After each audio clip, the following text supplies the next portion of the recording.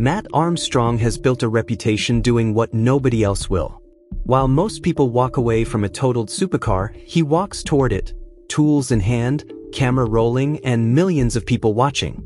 His channel has grown to over 6 million subscribers not because he builds cars, but because he builds impossible cars. A submerged Aston Martin DBX, a destroyed Lamborghini Aventador SVJ, a Ferrari 812 superfast rebuilt from wreckage, even a Lamborghini Revuelto, one of the most electronically complex hypercars ever made, stripped down and brought back to life. His reputation is simple. If it's wrecked beyond saving, he'll save it. So when word reached him of a crashed Bugatti Chiron sitting in Miami, one of only 60 pure sports ever produced, he booked a flight. He wasn't going to let it disappear into the insurance system. What followed became one of the most dramatic confrontations between an independent creator and a major manufacturer the automotive world has ever seen. The Chiron wasn't just damaged. It was bent in every direction. The front end had absorbed a catastrophic impact. Airbags had deployed, the carbon fiber structure was compromised, the headlights were destroyed, and even the frame was twisted out of shape. When a Bugatti technician flew in from France to assess it, his verdict was final: total loss. The VIN was locked, meaning no authorized dealer anywhere in the world could legally sell replacement parts for it.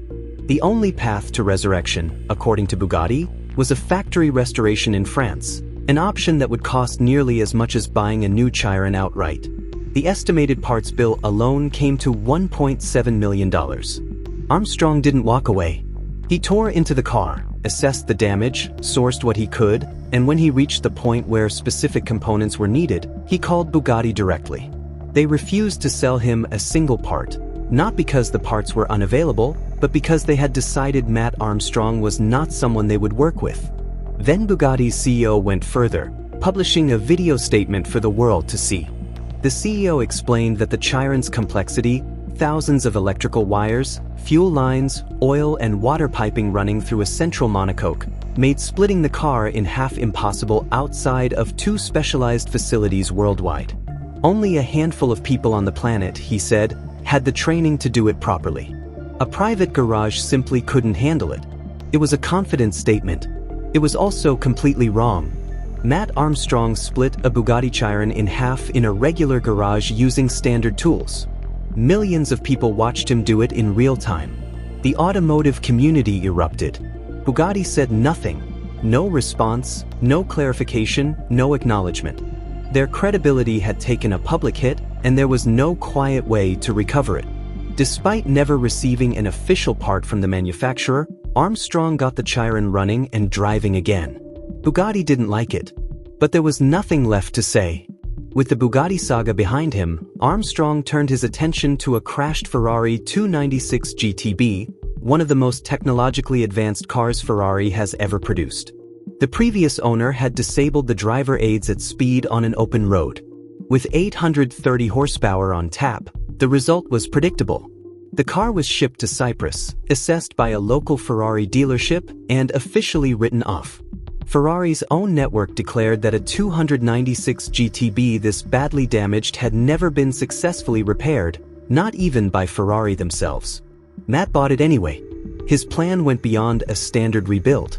He wanted to transform the 296 into a challenge-style road car, a rally-inspired concept that would prove a modern Ferrari could be rebuilt, modified, and reimagined outside the factory.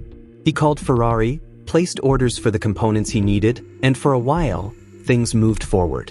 Parts arrived. The project gained momentum. The car community watched with growing excitement. Then Ferrari went quiet. When Armstrong followed up on the remaining parts, the final critical components needed to complete the build, Ferrari told him the car didn't exist in their system. Their software tools couldn't recognize the vehicle's architecture. The hybrid battery management system, which only Ferrari can reset, was inaccessible. Without that software intervention, the car would never start. It didn't matter how skilled the builder was. It didn't matter that Armstrong legally owned every physical component. Ferrari controls the software, and Ferrari had decided this project was over. What made this sting differently from the Bugatti situation was the sequence of events. Bugatti said no from the beginning, harsh, but at least consistent. Ferrari said yes, supplied parts, allowed the project to go public, let months of work and significant investment accumulate, and then pulled the door shut. Armstrong was left with a car halfway through a transformation it could no longer complete, not officially and not independently. The car sits in his garage, going nowhere. The car community has debated this at length, and there are genuine reasons why many consider Ferrari's response the more troubling of the two. The first is the partial cooperation. By initially supplying parts and allowing the project to proceed, Ferrari created a situation far more damaging than a flat refusal would have. Armstrong couldn't walk away once the project was public and the community was invested. The financial and reputational stakes were already too high. Bugatti never let it get that far. The second is the nature of the block itself. Bugatti locked the VIN and refused to supply physical parts, frustrating, but ultimately a battle over components. Ferrari went deeper. They control the software nervous system of a car that someone else legally owns. They can decide, after the sale, whether that car ever moves again.